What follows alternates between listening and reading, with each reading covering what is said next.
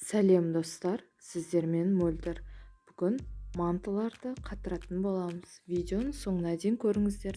Мантының жасалуы алдыңғы видеода бар. Описанияға сілтемесін жазып қойдым. Қатыратын ыдысымыздың астына жұқа етіп ұн сеуіп, мантыларды жеке-жеке арасын жақындатпай қойып шығамыз. 24 сағатқа мұздатқышқа салып қатырамыз. Мантыларымыз толықтай қатты. Қатқан мантылар оңай алынады.